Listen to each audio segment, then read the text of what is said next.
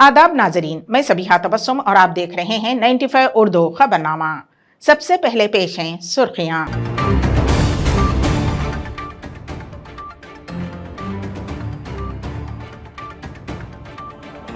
रियासत तेलंगाना में 30 सितंबर तक बारिश की पेश क़यासी।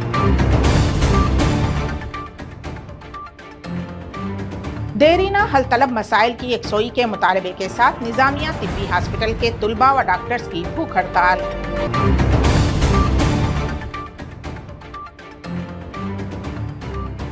YSRCP हुकूमत का 3 दारुल हुकूमत की बात करना मज़हका खेज, एन तुलसी रेड्डी का बयान।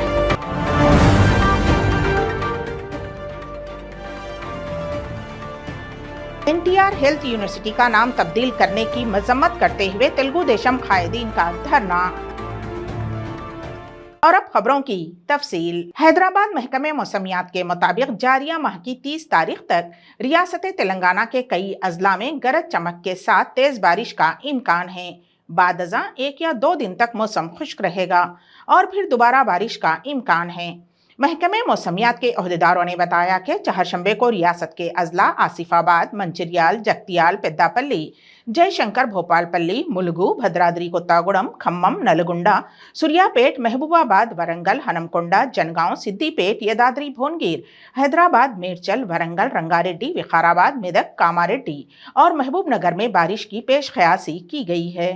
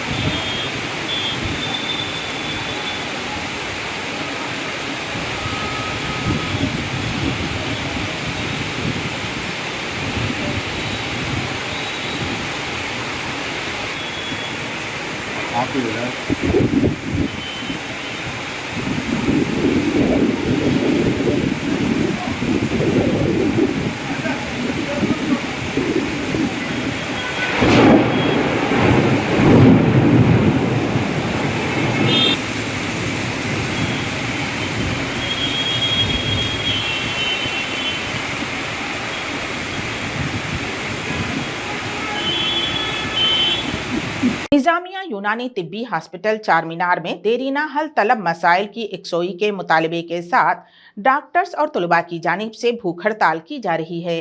भूख हड़ताल के दूसरे दिन कई डॉक्टर्स बीमार हो गए।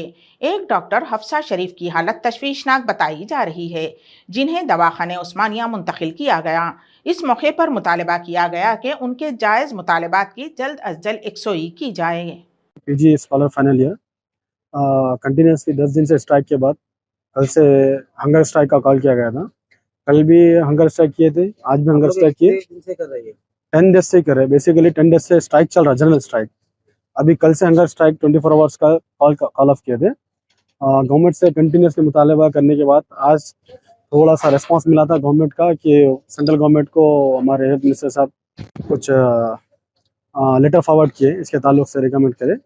और आज हम लोगों को प्रॉपर एश्योरेंस नहीं मिलने की वजह से लड़कियां, जब तक एश्योरेंस प्रॉपर नहीं मिलता, ये लोग कंटिन्यू स्ट्राइक 24 आवर्स का स्ट्राइक भूखा मतलब हंगर स्ट्राइक पे बैठे हुए। तो जिसकी वजह से लड़की सुबह नहीं, आज दारुसलाम नहीं गए।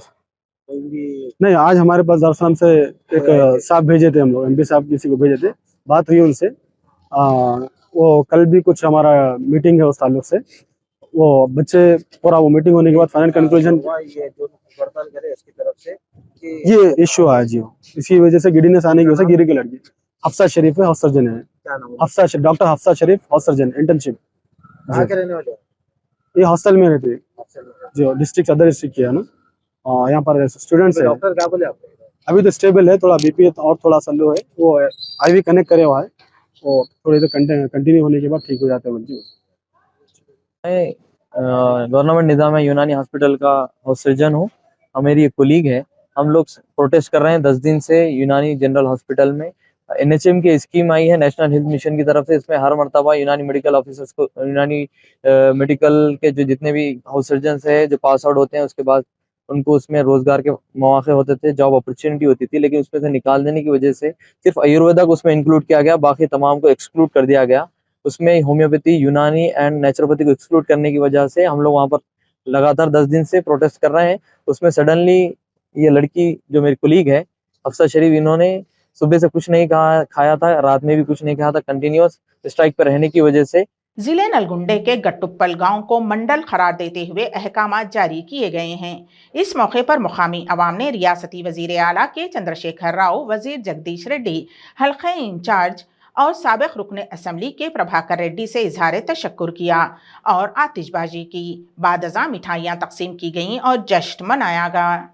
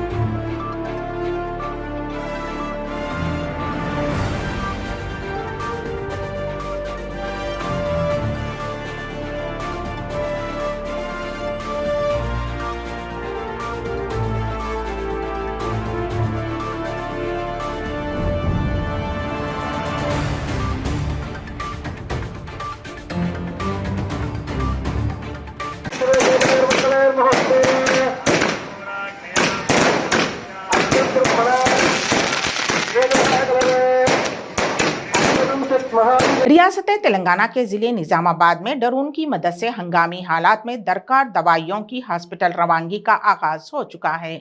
निजामाबाद शहर से ताल्लुक़ रखने वाले वंशी कृष्णा नामी नौजवान ने एक प्राइवेट कंपनी के साथ माहिदा इस खुसूस में किया कि जिसका मकसद कम वक्त में ड्रोन की मदद से हॉस्पिटल को हंगामी अद्वियात फ्राहम करना है।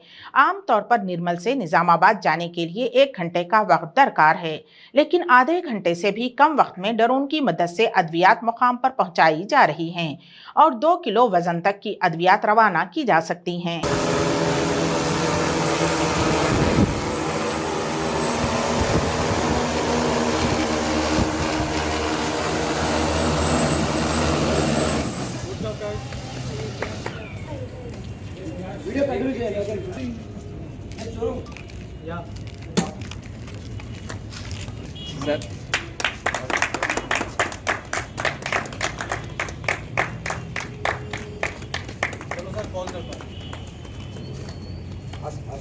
డాక్టర్ ప్రశాంత్ జీకే హాస్పిటల్స్లో ఈరోజు తొలిసారిగా ఇండియాలోనే ఫస్ట్ టైం మన డ్రోన్ ద్వారా మెడిసిన్ సప్లై చేయడం జరిగింది. ఇది చూడాలంటే ఇది ఇండియాలో ఒక అద్భుతమైన సంఘటన. ఇది అంటే రాను రాను కాలంలో ప్రతిదీ కూడా మనకు డ్రోన్ అవైలబుల్ ఉంటే ఎంతో టైం కూడా మనం సేవ్ చేస్తూ ఇన్ కేస్ ఎమర్జెన్సీస్ ఉన్నప్పుడు కానీ లేదంటే ఇన్ ఫ్యూచర్లో ఆర్గన్స్ కానీ మనం షిఫ్ట్ చేసేటప్పుడు ట్రాఫిక్ ఇబ్బందులు పడకుండా మనం వెంటనే ఎక్కడ కావాలన్నా కానీ ఇండియాలో ఎన్ని చోట మనం ఇమీడియట్గా మనం ఈ డ్రోన్ ద్వారా మనం చేయొచ్చు. నా విజన్ ఏంటంటే ఎప్పుడు కూడా నేను నిర్మల్ వచ్చి 14 సంవత్సరాలు ఏంటండి. అంటే ఫస్ట్ నుంచి కూడా నా ఊహ ఏంటంటే మా ఊర్లో వచ్చి మేము చేయాలంటే నేను కూడా అప్పుడు ఫస్ట్లో నేను అంటే ల్యాప్రోస్కోపీ కూడా తీసుకొచ్చినాం ఇక్కడ, అంటే ఎండోస్కోపీ, కొలనోస్కోపీ. అయితే ఎక్కడైతే ఈ సర్వీసెస్ లేవో అంటే 14 సంవత్సరాల ముందరనే నేను హైయెస్ట్ టెక్నాలజీ అంటే అన్ని హెచ్డి వర్షన్స్లో వాడి మేము అప్పటి నుంచి సర్వీసెస్ ఇస్తున్నాము. అంటే ఇక ముందు కూడా మా ఆలోచన ఏంటంటే ఇట్లాంటి ఏదైనా న్యూ ఇన్వెన్షన్, న్యూ టెక్నాలజీ ఉన్నప్పుడు ఫస్ట్ మా నిర్మల్కి మేము అందుబాటులో తీసుకురావడానికి అన్ని శాఖకు మేము ప్రయత్నం చేస్తూ వీళ్ళతో కొలాబరేట్ అయ్యి వీళ్ళతో మాట్లాడి మేము ఈ ట్రయల్ రన్ చేయించామండి. డెఫినెట్గా మేము దీన్ని ఇంకో రేంజ్ కూడా తీసుకెళ్ళడానికి మా ప్రయత్నిస్తాం.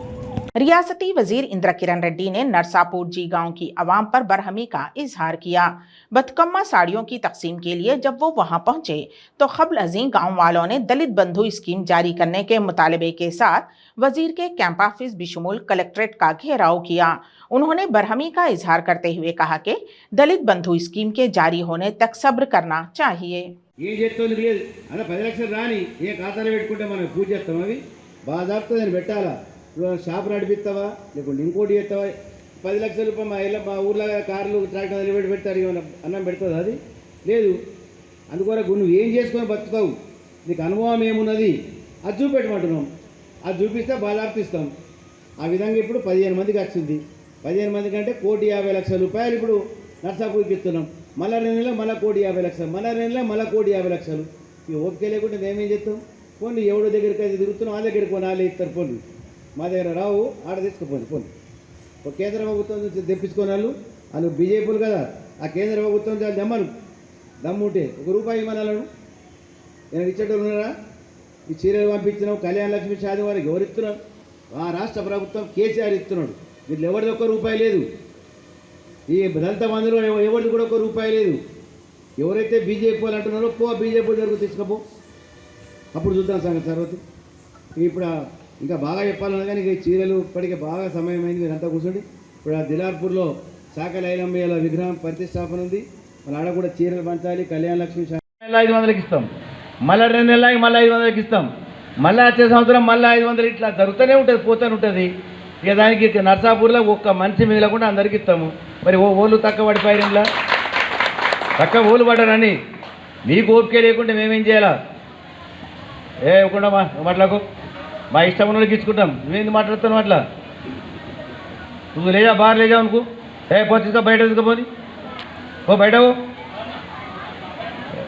అరే మళ్ళా ఇలాంటి మనుషులు కారా కూర్చున్నోళ్ళు?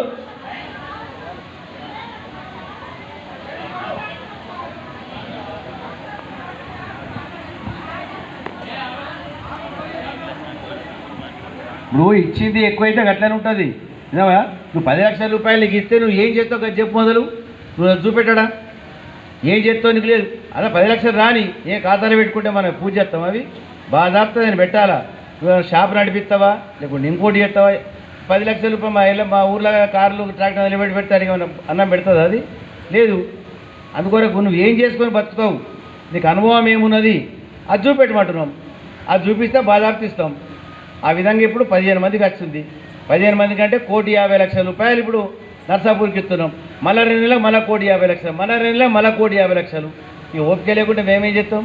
పోనీ ఎవడో దగ్గరికి అయితే తిరుగుతున్నాం, ఆ దగ్గరికి కొనాలి ఇస్తారు. పోనీ कांग्रेस के सीनियर कायद एन तुलसी रेड्डी ने कहा कि वाईएसआरसीपी हुकूमत का 3 दारुल हुकूमत की बात करना मज़हका खेज है।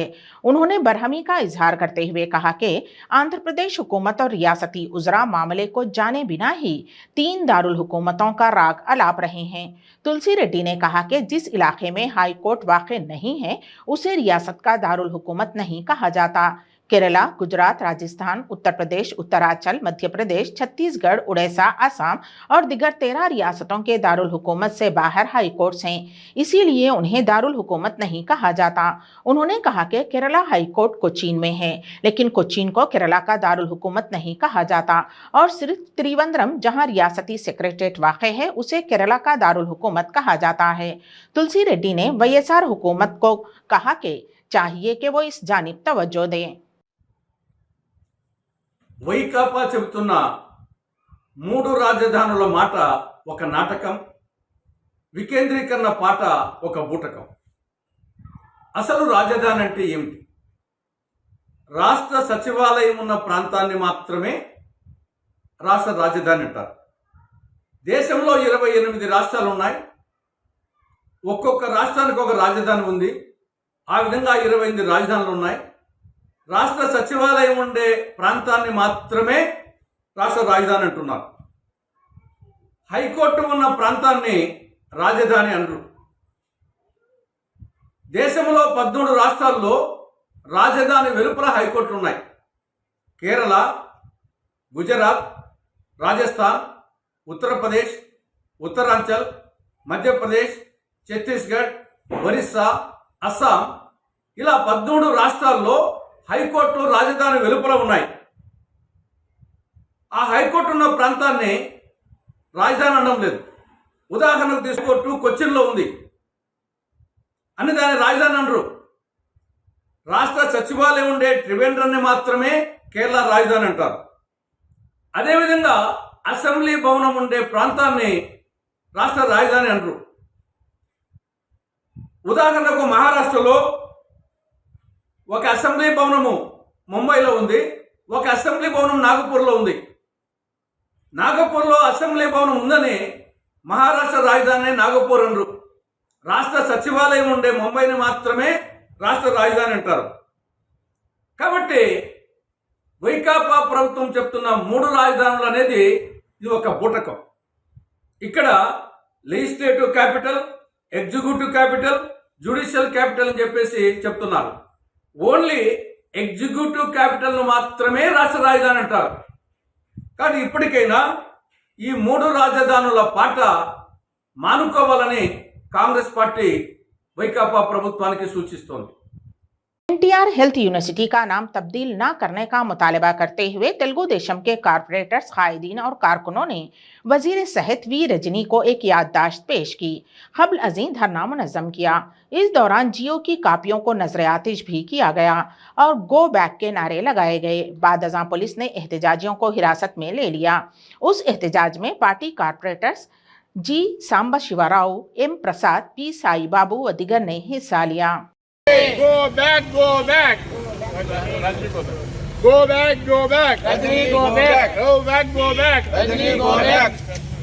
Go back, go back. Rajni, go back. Go back, go back. Rajni, go back. Go back, go back. Rajni, go back. Go back, go back. Rajni, go back. Go back, go back. Rajni, go back. Go back, go back. Rajni, go back. Go back, go back. Rajni, go back. NTR University NTR పేరును పెట్టాలి. Health university NTR పేరును పెట్టాలి. Health university NTR పేరును పెట్టాలి. Health university NTR పేరును పెట్టాలి. Health university NTR పేరును పెట్టాలి. హెల్త్ యూనివర్సిటీ NTR పేరును పెట్టాలి. హెల్త్ యూనివర్సిటీ NTR పేరును పెట్టాలి. హెల్త్ యూనివర్సిటీ NTR పేరును పెట్టాలి. హెల్త్ యూనివర్సిటీ NTR పేరును పెట్టాలి. హెల్త్ యూనివర్సిటీ NTR పేరును పెట్టాలి. నారా చంద్రబాబు నాయుడు గారు వచ్చిన తర్వాత ఈ ఆంధ్రప్రదేశ్ తెలుగు ప్రజల ఆకాంక్షలకు అనుగుణంగా తెలుగు జాతి కీర్తి పతాకాన్ని దేశ నలుమూలలా విస్తరించినటువంటి ఎన్టీ రామారావు గారి పేరు ఆ విశ్వవిద్యాలయానికి పెట్టడం సమంజసంగా ఉంటుందని చెప్పి ఆ విశ్వవిద్యాలయానికి ఎన్టీఆర్ హెల్త్ యూనివర్సిటీ అని పేరు పెట్టడం, ఆ తదుపరి వచ్చినంత ముఖ్యమంత్రులందరూ కూడా మరి ఆ విశ్వవిద్యాలయానికి అదే పార్టీ కొనసాగించడం కూడా మంత్రివర్గంలో కూడా ఆమోదించడం కూడా మనందరికీ తెలిసినటువంటి విషయమే. కానీ ఈ రోజున ఎన్టీ రామారావు గారికి ఉన్నటువంటి పేరు ప్రఖ్యాతుల్ని మంటగలపడం కోసం మరి తెలుగుదేశం పార్టీ ఫౌండర్ సభ్యుడ వ్యవస్థాపక నాయకుడైనటువంటి ఎన్టీ రామారావు గారి యొక్క కీర్తి ప్రతిష్టలు మంటడం కలపడం కోసం ఈ రోజున వైఎస్ఆర్ ప్రభుత్వం మరి అక్రమంగా అర్ధరాత్రి జీవోలను జారీ చేసి హెల్త్ యూనివర్సిటీకి వైఎస్ఆర్ అని నామకరణం చేయటం మిక్కిలి దురదృష్టకరమైన సంఘటనగా కూడా ఈ ఆంధ్రప్రదేశ్ తెలుగు జాతి ప్రజలందరూ కూడా భావిస్తున్నారు. తెలుగు ప్రజలందరి మనోభావాల్ని గౌరవిస్తూ ఈ వైఎస్ఆర్ ప్రభుత్వం వెంటనే తిరిగి ఎన్టీఆర్ హెల్త్ యూనివర్సిటీగానే నామకరణం చేయాలని చెప్పి కూడా తెలుగుదేశం పార్టీగా మరి ఈ రోజున ఈ ఆంధ్రప్రదేశ్ రాష్ట్రంలో ఉన్నటువంటి 13 జిల్లాల్లో మారుమూల గ్రామం నుంచి కూడా ఆందోళన నిరాహార దీక్షలు చేస్తున్నటువంటి పరిస్థితి మన అందరికీ తెలిసిన విషయమే. మరి ఈ రోజున ఈ ప్రజల యొక్క మనోభావాలన్నీ కూడా గుర్తించి ఎన్టీ రామారావు గారు ఒక పార్టీకి సంబంధించిన వ్యక్తిగా మీరు భావించకుండా ప్రజలందరి నాయకుడు అందరినీ మన్ననలు పొందినట్టు వ్యక్తిగా భావించి మరి జగన్మోహన్ రెడ్డి గారు వెంటనే ఎన్టీఆర్ హెల్త్ యూనివర్సిటీకి ఎన్టీఆర్ పేరు నామకరణం చేయడంలో నిర్ణయం తీసుకొని మరలా ఎన్టీఆర్ పేరు పునర్నిర్ణయం చేసి కొనసాగించవలసిందిగా కూడా తెలుగుదేశం పార్టీ తరఫున మనం డిమాండ్ చేస్తూ ఉన్నాం. కానీ మన ఆదుర్దాన్ని, మన ఆందోళనని, మన భావాల్ని మినిస్టర్ గారితో పంచుకొని వ్రాతపూర్వకంగా ఇద్దామని అనుకుంటే మరి మనకు అవకాశం రాలేదు. మరి ఇంకోసారి మనం ప్రయత్నం చేసి మరి రాష్ట్ర ప్రభుత్వంలో ఉన్నటువంటి ఈ కేబినెట్ సభ్యులందరికీ కూడా, ముఖ్యమంత్రి గారికి కూడా త్వరలోనే ఒక మెమోరాండం ఇచ్చేదానికి కూడా కార్యక్రమం రాష్ట్ర పార్టీ తీసుకుంటా ఉంది. ఎన్టీ రామారావు గారి పేరు హెల్త్ యూనివర్సిటీకి పెట్టే వరకు కూడా మరి ఈ ఆందోళన కొనసాగుతుందని కూడా మనందరికీ తెలియజేస్తూ ఈ కార్యక్రమంలో భాగంగా మరి ఈ రోజున ఎన్టీఆర్ యూనివర్సిటీకి పేరు మార్చడం గురించి చేసినటువంటి జీవోలను కూడా మరి అర్ధరాత్రి జీవోలను కూడా మరి మన ఆందోళన తెలియజేయడం కోసం ఆ కాపీలు కూడా దగ్ధం చేయడం జరుగుతుంది.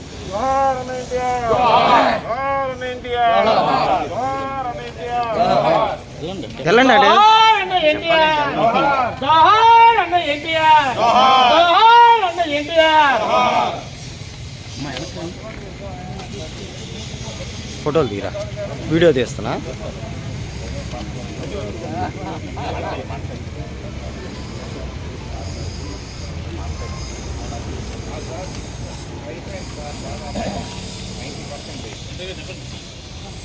"95 उर्दू खबरनामे के इख्तिताम से क़ब्ल दोबारा सुर्खियों पर एक नज़र।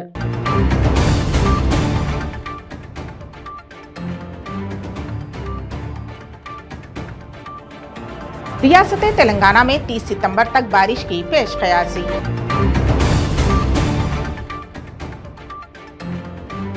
देरीना हल तलब मसाइल की यकसोई के मुतालबे के साथ निज़ामिया तिब्बी हॉस्पिटल के तुलबा व डॉक्टर्स की भूख हड़ताल।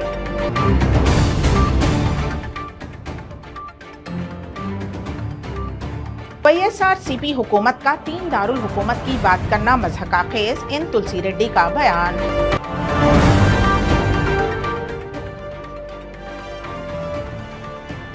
एनटीआर हेल्थ यूनिवर्सिटी का नाम तब्दील करने की मजम्मत करते हुए तेलुगु देशम कायदीन का धरना।